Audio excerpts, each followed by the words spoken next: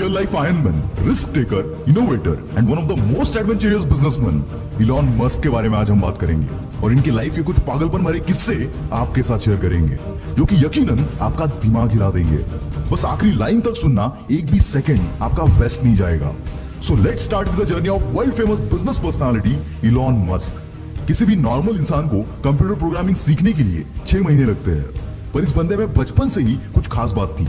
9 साल की उम्र में जब इलॉन मस्क को अपना पहला कंप्यूटर मिला, उस वक्त कंप्यूटर के साथ प्रोग्रामिंग की एक बुक भी साथ में मिली थी और इस 9 साल के बच्चे ने बिना सोए 3 दिन में ही इस बुक को खत्म कर दिया और इस प्रोग्रामिंग नॉलेज को यूज करके 12 साल की उम्र में एक कॉम्पिटिटिव गेम डिजाइन करके एक वीडियो गेम कंपनी को बेच भी दिया।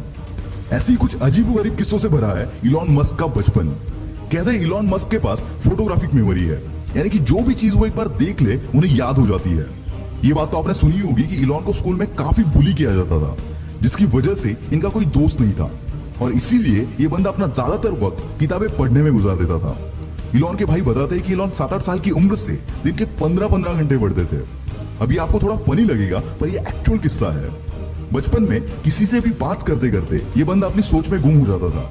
इसकी वजह से शुरुआत में इनके पेरेंट्स को लगा कि इलॉन ठीक से सुन नहीं पा रहे और इसीलिए इनके कान का ऑपरेशन भी करवाया गया, पर ऑपरेशन के बाद भी कुछ फर्क नहीं पड़ा। और फिर उनको पता चला कि इनका फोकस लेवल इतना ज्यादा है कि अगर ये कुछ सोच रहे होते हैं तो उन्हें आसपास की आवाजें तक सुनाई नहीं देती। वैसे तो इलॉन बचपन से ही इनोवेटिव होने के साथ साथ बिजनेस माइंडेड भी थे, वरना कौन सा 12 साल का बच्चा खुद का प्रोडक्ट बनाकर कंपनीज को बेचने की सोचता है। 17 साल की उम्र में इलॉन पेंसिल्वेनिया यूनिवर्सिटी में एडमिशन लेकर कनाडा शिफ्ट हो गए और वहां उनके कुछ दोस्त भी बने। उनके क्लासमेट्स को वाइल्ड पार्टीज का बहुत शौक था, पर एज रेस्ट्रिक्शन के चलते वो पार्टीज को अटेंड नहीं कर पाते थे। इस पर इलॉन और उनके फ्रेंड ने मिलकर एक जुगाड़ लगाया। उन्होंने एक ऐसा घर रेंट पर कर लिया जहां पर वो वाइल्ड पार्टीज अरेंज कर सकते थे और पार्टी में पर पर्सन $5 की एंट्री फीस चार्ज करते थे। इससे इनकी पॉकेट मनी और रेंट दोनों निकल जाता था। कॉलेज खत्म होने के बाद 1994 में अपने भाई के साथ मिलकर इलॉन मस्क ने अपना पहला स्टार्टअप Zip2 लॉन्च कर दिया। Zip2 से लेकर SpaceX, टेस्ला और OpenAI तक जितने भी स्टार्टअप इलॉन मस्क ने स्टार्ट किए, उन हर एक में इनोवेशन इस बंदे का प्राइमरी और सबसे स्ट्रॉन्ग पिलर था। Zip2 में वो अलग अलग बिजनेसेस के मैप्स और उनकी इंफॉर्मेशन Zip2 के वेबसाइट पर प्रोवाइड करते थे, जिससे बिजनेस ओनर्स को नेटवर्किंग में हेल्प मिलती थी। और इलॉन का ये बिजनेस चला। केवल 5 साल में इलॉन ने ये कंपनी $307 मिलियन के वैल्यूएशन के साथ कॉम्पैक्ट को बेच दी और इसमें इलॉन का शेयर $22 मिलियन का था। अब इलॉन मस्क एक मल्टी मिलियनर बन चुके थे। उनके पास अब एक बड़ा सा अपार्टमेंट, एक प्लेन और एक मैकलारन F1 स्पोर्ट्स कार भी थी। ऐसे एक दिन इलॉन बैंक गए हुए थे। वहां उन्होंने देखा कि लंबी लंबी लाइनें लगी हुई थी और यही जन्म हुआ X.com का। इलॉन की यह कंपनी ऑनलाइन ट्रांजैक्शन केवल एक ईमेल के थ्रू प्रोवाइड करती थी।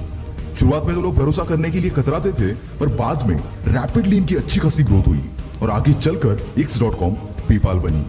2002 में eBay ने पेपाल को $1.5 बिलियन के वैल्यूएशन के साथ खरीद लिया। इसमें इलॉन मस्क सबसे हाईएस्ट यानी कि 11.7% के स्टेक होल्डर थे। उसके बदले उन्हें $165 मिलियन मिले और पेपाल के इसी डील के बाद जन्म हुआ पेपाल माफिया का।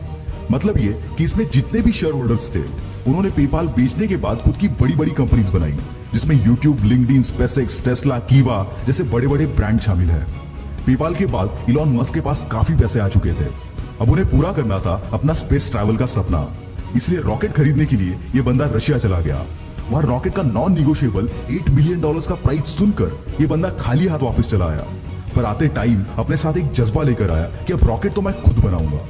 पर किसी भी चीज को जीरो से शुरू करना इतना आसान नहीं होता, कई बार हार का सामना भी करना पड़ता है। पर इस बंदे ने किताबें पढ़कर एक्सपेरिमेंट कर करके रॉकेट को बनाना चालू किया।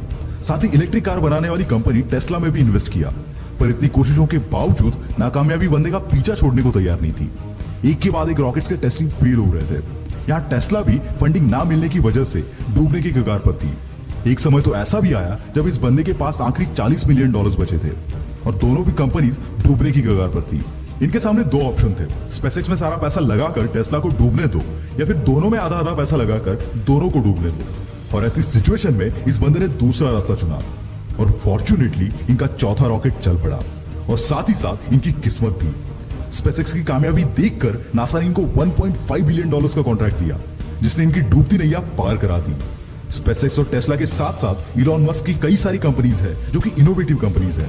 जिसमें द बोरिंग कंपनी जो कि ट्रैफिक कम करने के लिए कई सारी जगहों पर वर्ल्ड क्लास टनल बना रही है। हाइपरलूप वन जो कि एक नए तरीके का ग्राउंड ट्रांसपोर्ट है, जिसके जरिए हम 700 माइल्स का डिस्टेंस 1 घंटे में कवर कर सकते हैं।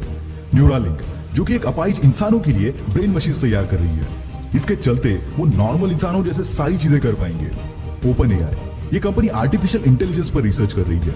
साथ ही इलॉन मस्क स्टारलिंक नाम के एक प्रोजेक्ट पर काम कर रहे हैं, जिसके चलते वो 12,000 सैटेलाइट स्पेस में भेजेंगे, जो कि अर्थ की ऑर्बिट में एक स्टार जैसी चेन बनाएंगे। और इसी स्टारलिंक के जरिए पूरी दुनिया में हर जगह इंटरनेट प्रोवाइड किया जाएगा।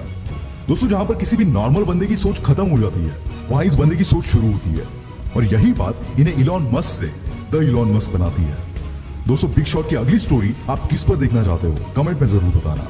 वीडियो में दम हो तो सब्सक्राइब करो और वीडियो को फैला दो।